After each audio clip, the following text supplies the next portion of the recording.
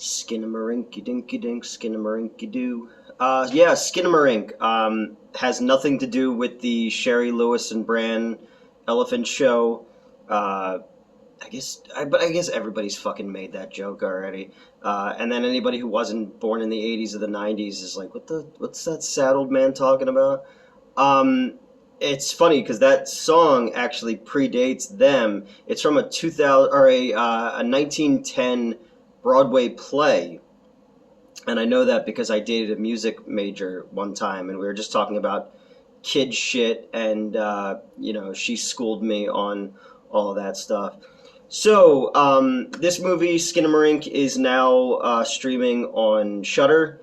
I wanted to see it during its theatrical run, but I just couldn't find the time to with work and with other projects. So I waited for it to come to Shudder, and it's interesting. We'll put it that way. It was made for like $15,000, and it did extremely well at the box office. Played in a select theaters. On that regard, I respect it. I appreciate it that it was made for so little money and did so well. Got a theatrical run. It is found footage, kind of. It's the director is he's from Edmonton, which one of the first shots of the movie you see the '90s Edmonton Oilers jersey balled up in the corner, and I was like, hey, because the Oilers are my favorite team, and I love that '90s uniform. It's based on his short. He was a YouTuber, the director before this feature, and he did a lot of experimental shorts based on dreams and nightmares. He made a 30-minute short called Heck, which was a proof of concept for this film. And I'd seen Heck before, and I was like, oh, I thought this movie was kind of ripping that off a little bit. It works much better in its shorter form. One of my biggest complaints about this movie is its runtime. It just becomes tedious after a while. I respect what they're doing. People are saying, oh, this is the next progression of found footage. It lacks the visceral oomph of a Cannibal Holocaust or a Blair Witch Project. It lacks the narrative structure of a Lake Mungo or a Troll Hunter. So it's in this weird middle ground where it feels a lot more like a student art film than anything. If you've ever seen Ghost World, the student film that's in that, where it's like nearer, father, nearer, and it's just a bunch of images and long silence and pauses. At least when you're seeing the Paranormal Activity movies, when you go into the movie, once things get quiet is when you know to pay attention because something scary is going to happen. In this one, it's set in 1995, like I said. It's very low tech. A lot of tube TVs, things lit by flashlight or lit by a VHS camera.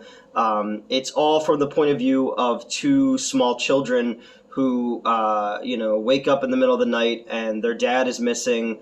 And, the one kid had gotten injured in what they said was a sleepwalking accident. And it's kind of where things kick off. And everything is shot from a child's point of view, which I think is very interesting.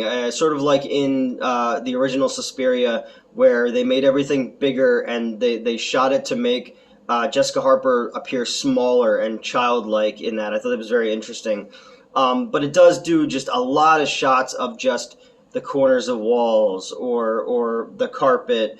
And I understand what they're doing, and it's a cool idea from the point of view of a child in dealing with a waking dream. And in those aspects, I get it and I liked it. But again, it just becomes so tedious where you're just staring into the darkness, waiting for something to happen and not expecting. I don't need jump scares all the time, but if you're going to do something that becomes more of an existential crisis, you're dealing with children and they don't really have the capacity for self-interpretation, so their imagination would be a little bit more vibrant and I feel like they missed a lot of chances to do something a bit more with this, because there are times when it really works. I love the idea of kids waking up, calling for their dad. Their dad's gone. The windows are gone. The doors are gone. The toilet's gone. Like, those are fears that a child would have, of waking up in a familiar place that becomes strange. And they start hearing whispering. Everything in this movie is whispered, and that's fine because it makes you pay attention when everything is dark and everything is very silent. And I think at an hour and 40 minutes, it does become a bit, like I said, tedious and wears on you a little bit. The kids come, the toilet's gone. So the brother puts buckets in there so the other kid can go to the bathroom, but they were too scared to go to the bathroom. And there's a lot of these like public access or public domain cartoons, on like old Fleischer style Betty Boop cartoons and stuff like that, which are always creepy. You look at something like the Twilight Zone movie, or anytime, like, I don't know, I'm trying to think. There's always a pop up and shit, but I'm always like, anytime you see old cartoons, it's creepy. It's also funny how, like, casually they used to use the electric chair in old cartoons. They don't do that anymore. They wouldn't do that. Or characters going to hell and stuff. So slowly they're noticing that things are going missing other than that. Like, and then toys are starting to become suspended on the wall. There's like a doll and stuff like that. And then they start to hear, voices telling them to come downstairs, and you see the back of the mom's head, and she's whispering to them, and then you see that she has no mouth, and then the voice of the dad starts out as the voice that we heard on the phone, and then becomes darker and more like, scary voice. And he says that, like, she wouldn't stop crying, so he took her mouth away.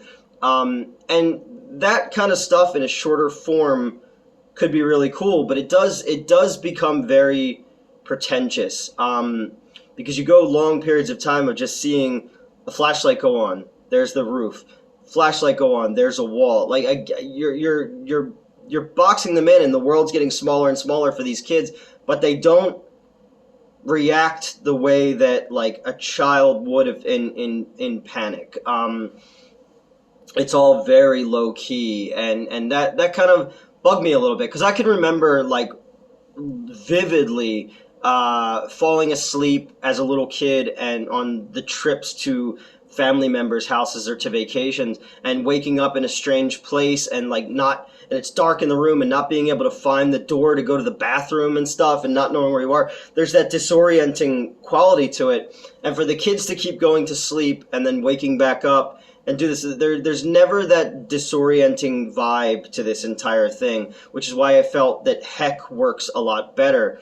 It does pick up a little bit when you get to the kid calling 911.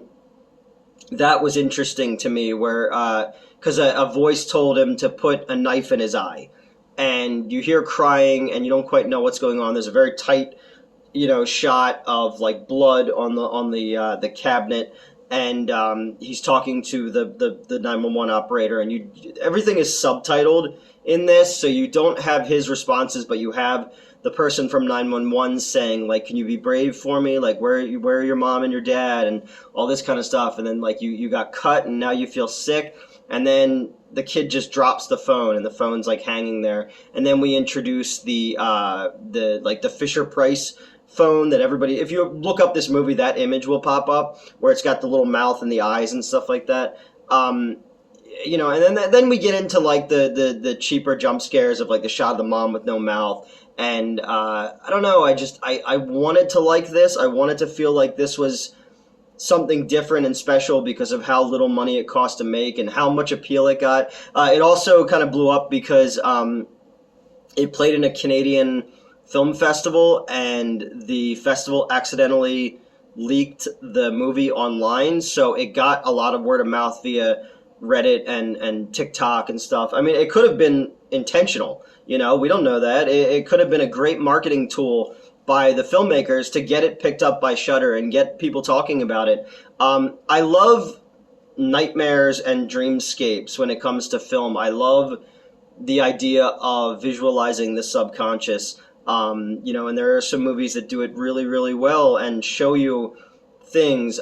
In this case, the construct, the shape of this movie is there. Like the mind of a child, the nightmares of a child is extremely interesting. Again, like not just waking up in strange places. I remember dreams that I had as a kid that fucked me up big time. Seeing something like that on screen is interesting to me. This one is just far too subdued for my taste. And not everything has to be fucking scary face jumps up at you and shit like that. It's just like there's just too much nothing. And I get people are be like, oh well, it's subtle, it's but no, I mean when it comes to a movie like this, there has to be a blend of art and commerce, and the art school, film school quality of it kind of goes, all right, I get it.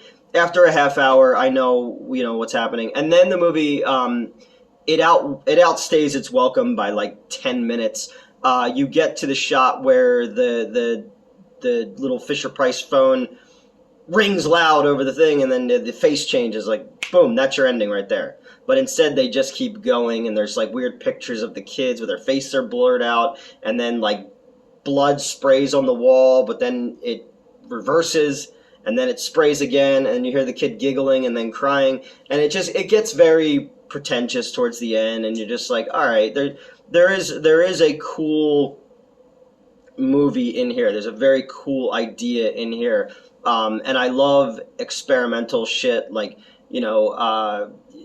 David Lynch used to do a lot of these experimental short films that he would use, and something like that, or like something mixed with like Rubber Johnny, if you remember those films. A little bit maybe the Apex Twins, Come to Daddy video, or Pretty When You Cry by what was that band called? That video is badass.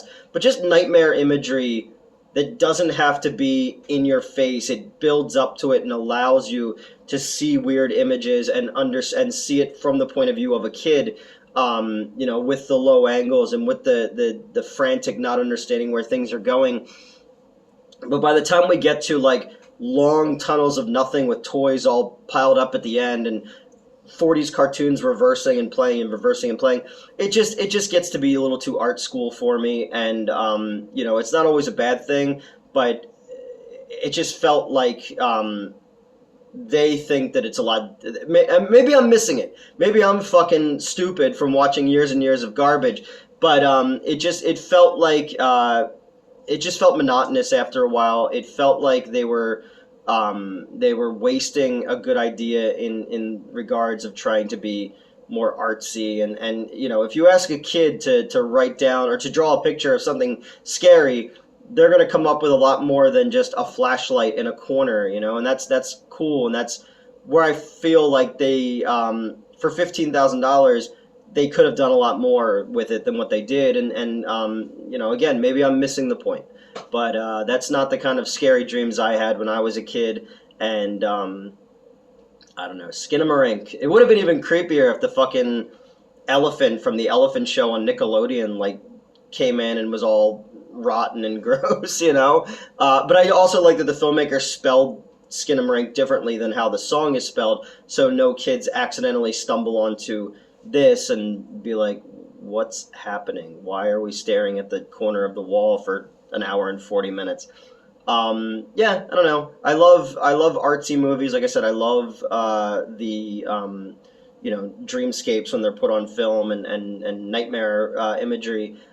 This one it outstays its welcome, and I don't feel like it takes it doesn't make the best of the concept that it's giving out there. Because again, if you said like little kids wake up, in a waking nightmare where the doors and windows are gone and they're hearing voices of their parents but they can't find them, there's a lot you can do with that without having to be fucking one of those exorcism found footage movies where it's just all nonsense and bullshit. And I like the idea of it being dark and quiet so that you have to pay attention. But they just, I don't know, they just missed the mark on it, I think. And maybe I'm wrong. Like I said, maybe I'm wrong. I went into this from the hype that I heard and was just like, all right, cool, let's go. I'm fucking ready for somebody to move the found footage needle, because when used well, it's effective as fuck. But this didn't feel like anything more than, I went to film school. I saw people do this shit before, and even in high school, like art classes, people would do this kind of shit, and I don't know.